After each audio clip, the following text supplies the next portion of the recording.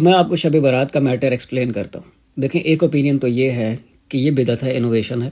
دوسرا اوپینین یہ ہے کہ یہ مستحب ہے، اور جو کہتے ہیں کہ یہ مستحب ہے یعنی ڈیزائرڈ ہے، وہ بھی یہ نہیں کہتے کہ یہ سنت ہے. تو جب سنت نہیں ہے تو مستحب کیسے ہے؟ بدعت تو ہمیں پتہ ہے کیوں ہے. بدعت والے معاملے پہ آتے ہیں پہلے کہ بدعت کیوں کہا جاتا ہے. کیونکہ جتنی بھی احادیث ہیں شب برات کے حوالے سے وہ ساری ضعیف ہیں، اور ضعیف بہت حد درجے کی ضعیف ہے، موضوع احادیث ہے. دوسرا، اس پورے ٹاپک کے اوپر ایک ایلیمنٹ ہے مجہول، وہ ایلیمنٹ بھی اپلائی ہوتا ہے. مجہول کا مطلب ہوتا ہے کہ ایک سرٹن ٹاپک ہے، اس کے اوپر ایک فکس بات نہیں ہو رہی، اس میں تھوڑا مجہول سوئنگ ہے اس کے اندر. کہ ایک روایت ہے وہ کہہ رہی ہوگی کہ 100 نفل پڑھیں گے تو مغفرت ہو جائے گی، دوسری روایت کہہ رہی ہوگی کہ روزہ رکھیں گے مغفرت ہو جائے گی، تیسری روایت کہہ رہی ہوگی 6 نفل پڑھیں گے تو مغفرت ہو جائے گی. اس طرح کی روایت ہے. اور دوسرا یہ کہ ساری احادیث موضوع ہیں، ضعیف ہیں حد درجے کی، اس لیے اس کو بدعت کہا جاتا ہے. دوسرا اوپینین یہ ہے کہ بڑے اوتھینٹک اسکالرز بھی اس کو مستحب کہہ دیتے ہیں کہ یہ ڈیزائرڈ ہے، لیکن یہ سنت نہیں ہے. تو جب سنت نہیں ہے تو ڈیزائرڈ کیوں ہے؟ اس کا تعلق ڈیوائن سے نہیں ہے، اس کا تعلق ہے اسلامک کریکولم سے. ہمارے کریکولم میں ایک اصول ہے، وہ یہ کہ کسی ٹاپک کے اوپر ضعیف احادیث اگر زیادہ ہو جائیں تو پھر وہ اس کو سمجھا جاتا ہے کہ ان سمپل ورڈز کہ may be there is a chance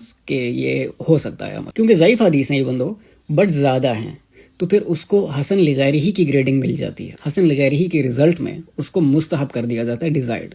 اب کیا ہے کہ اس میں آپ اگر مستحب کے طور پہ بھی عمل کر رہے ہیں تو اس کو بھی آپ بدعت میں کنورٹ کر سکتے ہیں. وہ کیسے؟ کہ جب آپ کسی عمل میں پرٹیکولیرٹی لے آتے ہیں تو پھر وہ بدعت میں چلی جاتی ہے اگر وہ اسٹرانگلی ایویڈنٹ نہیں. جیسے اگر آپ یہ مان کے کریں شب برات کی رات کو کہ میں 100 نفل پڑھوں گا یا پڑھوں گی تو پھر میری مغفرت ہو جائے گی، یا میں روزہ رکھوں گی یا رکھوں گا تو پھر میری مغفرت ہو جائے گی، تو پھر یہ بدعت میں آ سکتا. آپ نے اگر اس کو ایز اے مستحب، کیونکہ نہ سنت ہے نہ فرض ہے نہ کچھ کوئی ایویڈنٹ نہیں، اگر آپ نے اس کو لے کے چلنا ہے تو آپ اس طرح لے کے چل سکتے ہیں کہ آپ نارمل تہجد کے نفل پڑھ لیں رات کو، اور اللہ سے یہ امید کر لیں، اللہ سے دعا کر لیں کہ اگر اس رات کی کوئی حقیقت ہے تو مجھے اس کا اجر اور اس کی فضیلت عطا کر دے، نہیں ہے تو پھر میرے تہجد اللہ تعالیٰ آپ اپنی بارگاہ میں قبول کر لیں. اس کے علاوہ ایک اور بات میں آپ کو بتاؤں کہ عائشہ رضی اللہ عنہ کی ایک روایت ہے کہ نبی علیہ السلام 15 شعبان کی رات کو قبرستان گئے تھے، اور وہاں پہ اپنی ایک ساتھی کی قبر پہ انہوں نے دعا کی تھی، یا قرآن پڑھا تھا، مغفرت کی دعا کی تھی، یا پودا لگایا تھا. ایکچولی یہ روایت بھی ضعیف ہے، اور یہ ضعیف بھی ہو کے بھی اس کے اوپر عمل نہیں کیا جا سکتا. وائی؟ بیکاز کہ یہ آپ صلی اللہ علیہ وسلم نے پرائیویسی میں کیا تھا، سیکریسی میں کیا تھا. عائشہ رضی اللہ عنہ کو بھی نہیں بتایا تھا کہ وہ کہاں جا رہے ہیں. عائشہ رضی اللہ عنہ ان کے پیچھے گئی تھی دیکھنے کے لیے کہ نبی علیہ السلام رات کو کہاں گئے ہیں،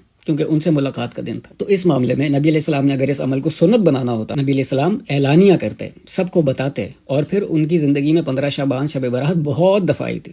تو کچھ ایسا اس میں تواتر نہیں ہے، تواتر مینس ڈپلیکیشن نہیں ہے، ریپیٹیشن نہیں. اور ویسے بھی یہ حدیث ضعیف ہے. اس حدیث کے اوپر جو ہے لوگوں نے قبرستان سے جانے شروع کر دی ہیں، لائٹیں لگا دی ہیں. ایک ویڈیو میں دیکھ رہا تھا قبر کے ساتھ بیٹھ کے اسپیکر لگا ہوا ہے اینڈ آل دیٹ. یہ سب بدعت ہے. میرا اوپینین، لوگ مجھ سے پوچھتے ہیں آپ کرتے ہیں کہ نہیں کرتے، میں نہیں کرتا، میں شب برات نہیں مناتا. اچھا، شب برات 15 شعبان کو آپ نے شعبان کے پورے مہینے سے کنفیوز نہیں کرنا. شعبان کے پورے مہینے میں روزوں کی فضیلت ہے، اس میں کوئی شک نہیں ہے.